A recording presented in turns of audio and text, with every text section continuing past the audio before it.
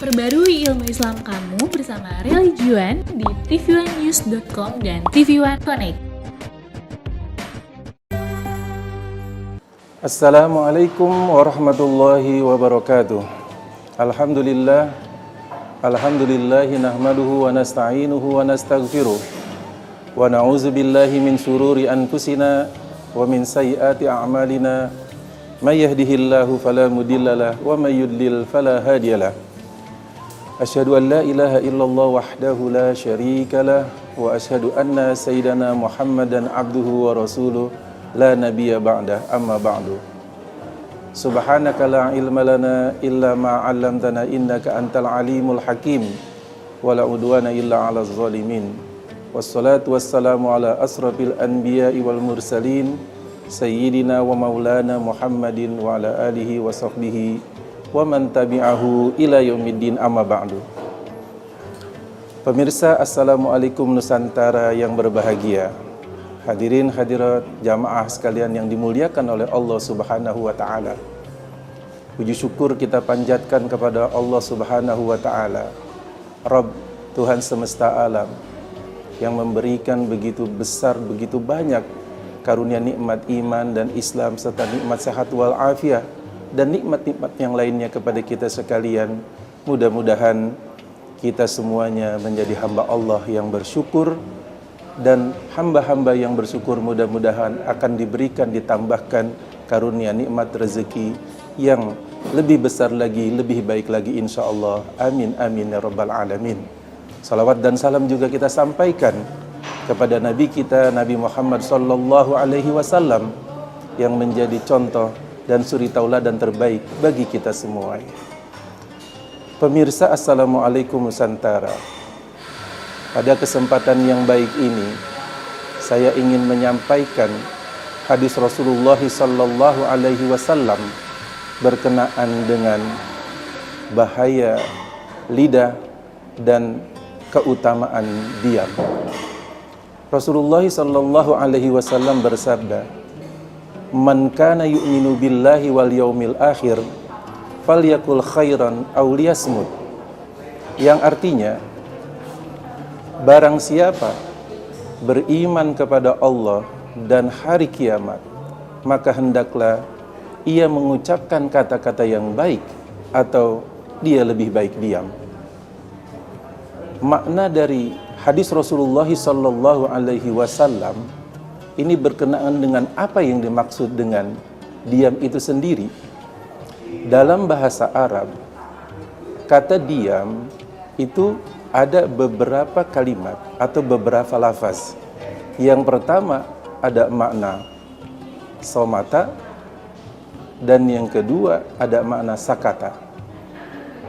Makna diam yang artinya adalah somata itu sendiri sebagaimana yang disebutkan di dalam hadis Rasulullah sallallahu alaihi wasallam adalah bukan diam dengan diam sebagaimana diam itu sendiri terhadap seluruh persoalan-persoalan, seluruh keadaan-keadaan.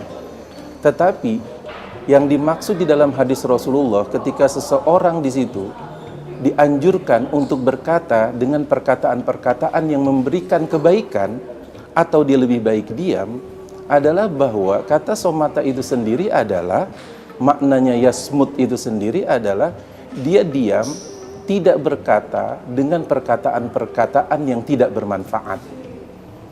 Seseorang itu yasmut atau dia diam adalah dia diam dan tidak mengeluarkan ucapan-ucapan yang menyakitkan, yang merugikan, yang menimbulkan kerusakan. Sedangkan makna sakata yang juga dalam arti Indonesia dari bahasa Arab itu diam, itu adalah diam dalam semua keadaan. Dia diam sama sekali melihat kebaikan atau kebatilan. Dia tidak mengucapkan apa-apa dan tidak berkata apa-apa ketika melihat kebatilan. Ketika kemudian ada kebenaran yang harus disampaikan, orang itu juga diam, maka itu masuk dalam arti sakata.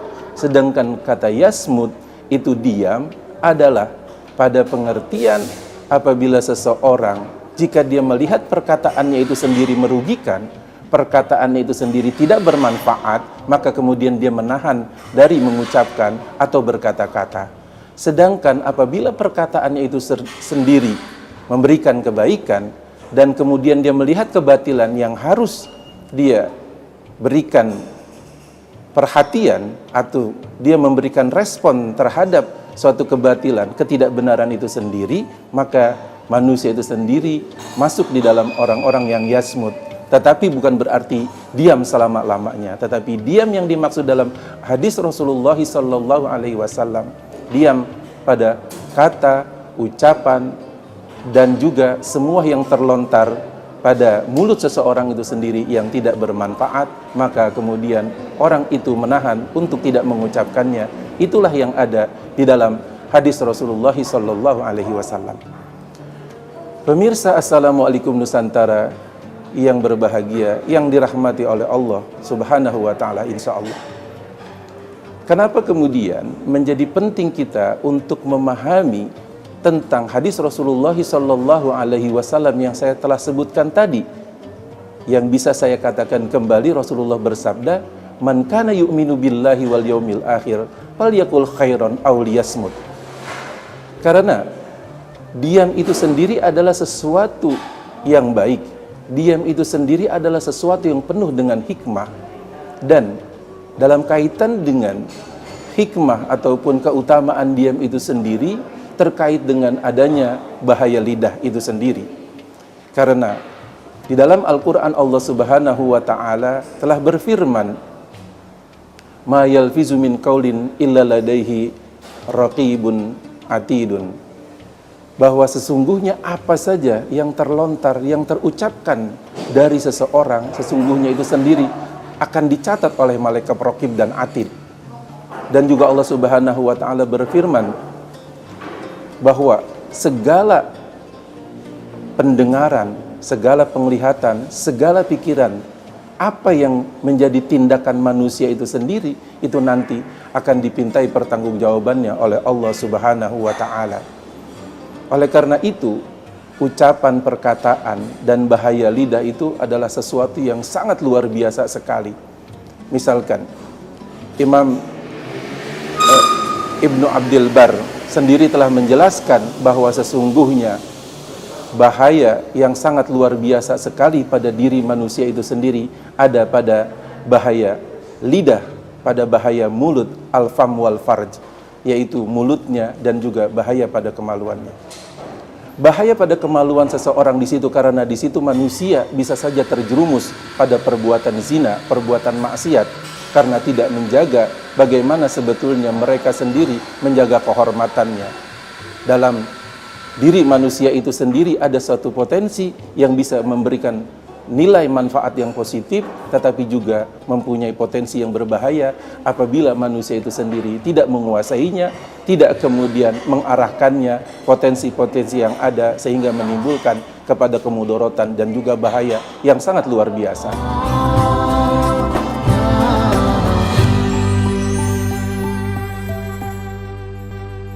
Pemirsa, Assalamualaikum Nusantara.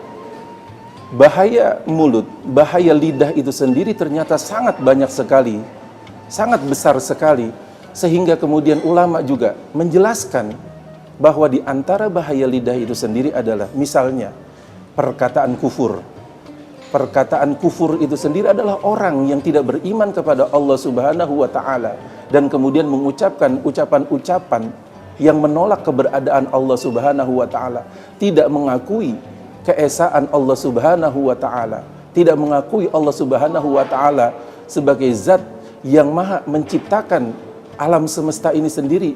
Dalam lontaran ungkapan mulut dan perkataan itu sendiri, penolakan itu sendiri, maka bahaya mulut itu sendiri telah keluar dari ucapan dan perkataannya yang mungkin baik dalam bentuk pidato, dalam bentuk ceramah, dalam bentuk perkuliahan, dalam bentuk pengajaran, dalam bentuk penyampaian, baik public speaking, berbicara di depan umum dan lain sebagainya, atau kemudian berbicara melalui tulisan dan lain sebagainya, yang pada akhirnya semuanya menolak keberadaan Allah Subhanahu wa Ta'ala, menolak Allah sebagai pencipta, menolak Allah yang Maha Esa. Maka perkataan yang keluar dari mulut seseorang itu sendiri merupakan perkataan-perkataan kufur, na'udzubillah, yang merupakan di antara dosa-dosa besar. Nah, kemudian di antara bahaya mulut yang lainnya adalah berkhianat. Dia kemudian berdusta, mengucapkan kata-kata yang manis, kata-kata yang baik yang dijanjikan kepada orang lain, kemudian dia berdusta dan dia mengkhianati apa yang telah dia janjikan, maka dari ucapan mulut itu sendiri kemudian juga menimbulkan bahaya. Dan bahaya dari mulut juga yang lainnya adalah orang itu sendiri disebutkan surbil khamr, dia meminum minuman keras, meminum minuman yang memabukkan, mengkonsumsi barang-barang yang kemudian diharamkan di dalam Islam yang membahayakan pada diri manusia itu sendiri, maka sesungguhnya itu juga bahaya melalui mulut itu sendiri. Bahaya dari mulut itu sendiri begitu banyak. Di antara yang lainnya kemudian bahaya mulut adalah aklur riba, memakan kemudian harta dengan cara-cara yang ribawi yang diharamkan oleh Allah Subhanahu wa taala di dalam ajaran agama Islam. Kemudian juga memakan makanan-makanan yang diharamkan, itu juga kemudian muncul dari bahaya mulut. Ucapan-ucapan fitnah, ucapan-ucapan menuduh orang lain kemudian berbuat perbuatan maksiat, kemudian tanpa saksi, tanpa bukti, hanya untuk kemudian menjatuhkan, memfitnah, memperburuk keberadaan orang lain karena dengki, karena kemudian ketidaksukaan, maka sesungguhnya itu juga adalah bahaya dari mulut yang keluar karena perkataan-perkataan itu sendiri kemudian menimbulkan mudarat.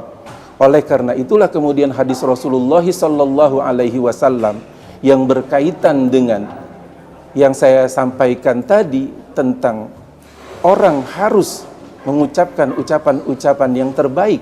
Kalau dia tidak bisa mengucapkan ucapan yang terbaik atau yang baik-baik yang bermanfaat, maka kemudian seorang muslim, seorang mukmin dianjurkan, diperintahkan untuk diam, untuk tidak berkata-kata. Karena tadi apabila kemudian kata-katanya itu sendiri menimbulkan mudarat, menimbulkan bahaya, menimbulkan dosa, menimbulkan kemudian kerugian kepada orang lain, dan itu juga akan menimbulkan kerugian kepada diri dia sendiri. Jamaah sekalian pemirsa, Assalamualaikum Nusantara yang dirahmati oleh Allah Subhanahu wa taala. Rasulullah sallallahu alaihi wasallam di dalam suatu hadis mengatakan bahwa sesungguhnya diam itu sendiri banyak sekali manfaat dan faedahnya. Di antaranya bahwa Rasulullah berkata, as-samtu sayyidul akhlak, yang artinya diam itu sendiri adalah akhlak yang tertinggi, akhlak yang paling mulia. Kenapa kemudian dia merupakan akhlak yang paling mulia? Karena yang dimaksud di situ adalah apabila seseorang menyakiti saudaranya, apabila seseorang kemudian mengucapkan kata-kata yang kotor, kata-kata yang tidak baik kepada diri seorang muslim, maka seorang muslim yang menahan dirinya untuk tidak membalas perkataan-perkataan kotor, perkataan-perkataan keji, perkataan-perkataan yang tidak bermanfaat dan tidak pantas, maka sesungguhnya orang tersebut dalam keadaan mampu menahan hawa nafsunya. Orang tersebut telah mengamalkan ajaran-ajaran yang mulia dari ajaran Islam. Orang tersebut telah menunjukkan pribadi yang mulia karena adanya ungkapan-ungkapan perkataan yang kotor, misalkan dalam pergaulan sehari-hari, dalam kehidupan sehari-hari, kita mungkin bersentuhan, kita mungkin berinteraksi di tengah masyarakat, adanya perbedaan pendapat, adanya kemudian hal-hal yang bertentangan antara satu dengan yang lainnya, misalkan di jalan, di warung, kemudian di tempat-tempat yang lainnya, sehingga kemudian ada misalkan cobaan yang terjadi, seseorang kemudian berselisih, orang lain kemudian mengucapkan kata-kata yang tidak terpuji, kata-kata yang tidak pantas, maka sesungguhnya as-samtu sayyidul akhlak, kata Rasulullah. Jika orang itu seorang mukmin yang baik, maka dia tidak akan membalas perkataan-perkataan yang buruk dengan perkataan-perkataan yang buruk juga, tetapi kemudian dia menahannya untuk tidak berkata-kata dan memaafkan saudaranya itu sendiri. Karena itulah kemudian Rasulullah SAW juga bersabda bahwasanya as-samtu itu sendiri arfa'ul ibadah, bahwa diam itu sendiri adalah ibadah yang juga tertinggi. Salah satu di antara ibadah yang tertinggi adalah jika seseorang itu bisa diam. jika seseorang itu sendiri menahan dari perkataan-perkataan yang tidak bermanfaat. Misalkan, pemirsa Assalamualaikum Nusantara, pada saat sekarang ini juga kita memahami bahwa perkataan itu sendiri tidak hanya dengan mulut saja, tetapi perkataan itu sendiri bisa berbentuk teks, bisa berbentuk tulisan, yang kemudian itu ungkapan dari dalam diri atau hati atau pikiran seseorang yang terlontar tidak hanya dengan kata-kata mulut saja, tetapi juga dengan kata-kata tulisan. Dan kata-kata tulisan itu sendiri kemudian dilakukan oleh seseorang itu dengan cara mengetik, misalkan dalam masa sekarang ini kita kenal dengan dunia medsos misalnya. Dan kita mungkin masuk di dalam berbagai macam grup, kemudian kita ada diskusi, ada kemudian memberikan pendapat, pandangan satu dengan yang lainnya. Maka sesungguhnya orang-orang mukmin diajarkan untuk jangan sampai mengucapkan kata-kata yang kotor, kata-kata yang tidak terpuji, kata-kata yang tidak pantas. Maka jika seseorang kemudian mampu menahan dirinya untuk lebih banyak diam, maka kemudian seseorang itu sendiri adalah orang yang kuat, adalah orang yang kemudian mampu menahan hawa nafsunya untuk tidak banyak berkata-kata. Karena orang yang banyak mengucapkan kata-katanya, maka kemungkinannya dia akan terpleset, maka kemudian dia akan jatuh kepada kesalahan di dalam mengungkapkan kata-katanya, dan dia tidak selamat di dalam sering atau banyaknya seseorang itu sendiri mengumbar kata-katanya, sehingga banyak kata-katanya yang keluar yang tidak bermanfaat. Terlebih lagi kemudian apabila seseorang itu sendiri berbeda pendapat, kemudian di dalam perbedaan pendapat itu timbul emosi, timbul amarah, maka kata-kata yang keluar itu juga adalah kata-kata yang mungkin saja tidak bermanfaat, bahkan menyakiti orang lain, merugikan orang lain, atau juga merugikan diri dia sendiri. Misalkan kita lihat karena suatu perkataan atau suatu pandangan yang ditulis itu sendiri, kemudian terhadap seseorang ternyata itu menjadi fitnah, akhirnya terjadi perselisihan, kemudian seseorang yang merasa dirugikan melaporkan kepada pihak yang berwajib, akhirnya persoalannya menjadi panjang, persoalannya kemudian menjadi berlarut-larut, persoalannya menjadi lebih membesar itu sendiri. Apakah persoalan itu sendiri seluruhnya adalah karena seseorang tadi tidak menahan dirinya untuk tidak banyak berkata-kata atau untuk lebih banyak berusaha diam?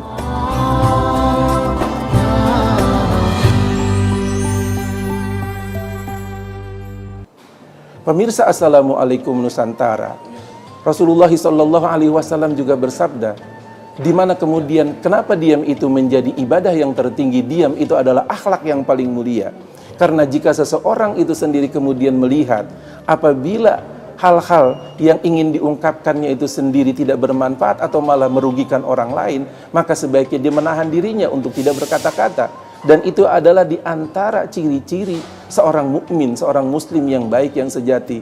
Rasulullah bersabda, min husnil islamil mar'i tarkuhu ma la ya'nihi.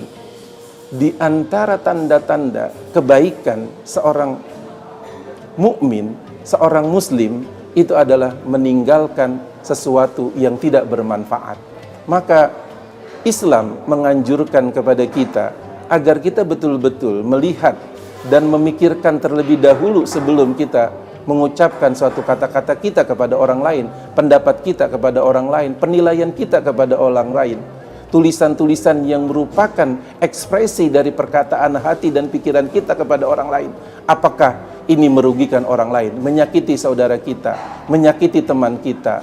Maka kemudian jika orang itu berpikir dan kemudian merenungkan terlebih dahulu, jika dia melihat adanya yang tidak bermanfaat, maka kemudian dia mencegah untuk tidak berkata-kata. Dia kemudian lebih banyak menggunakan telinganya untuk belajar, menggunakan kemudian telinganya untuk mendengarkan pendapat orang lain. Dia lebih banyak menyerap ilmu dari orang lain. Oleh karena itulah kemudian mengapa Rasulullah SAW sampai mengatakan bahwa di antara kemuliaan-kemuliaan seorang mukmin, di antara tingginya derajat ibadah itu sendiri adalah orang tidak mengumbar kata-katanya, tidak memubazirkan kata-katanya, tidak mengobral kata-katanya, tidak membuat kemudian kata-katanya itu sendiri begitu banyak, begitu luas dengan cara yang mubazir, padahal itu kemudian banyak yang tidak bermanfaat. Pemirsa Assalamualaikum Nusantara yang dirahmati oleh Allah Subhanahu wa ta'ala. Walaupun demikian, sesungguhnya apakah seseorang ketika dianjurkan untuk lebih banyak diam, itu berarti dia tidak banyak mengungkapkan, tidak banyak menyebutkan, tidak banyak menggunakan mulut dan lidahnya? Bergantung sebetulnya kepada bagaimana apa yang diucapkan oleh orang itu sendiri.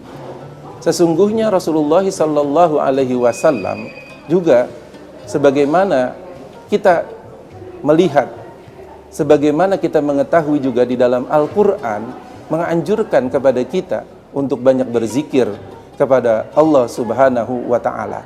Artinya adalah apa? Bahwa hadis yang di awal tadi, bahaya lidah itu sendiri adalah apabila seseorang itu sendiri kemudian ungkapan dan kata-katanya itu sendiri menimbulkan mudarat, menimbulkan kerugian baik bagi dirinya dan bagi orang lain, maka orang yang baik adalah orang yang menahan kata-katanya.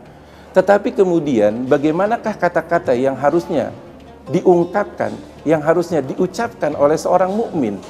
Di antara kata-kata, ungkapan dan juga kebaikan-kebaikan yang muncul, yang keluar dari mulut ataupun lidah seseorang adalah kalimatut thayyibah, yaitu kata-kata yang baik. Apakah di antara kata-kata yang baik?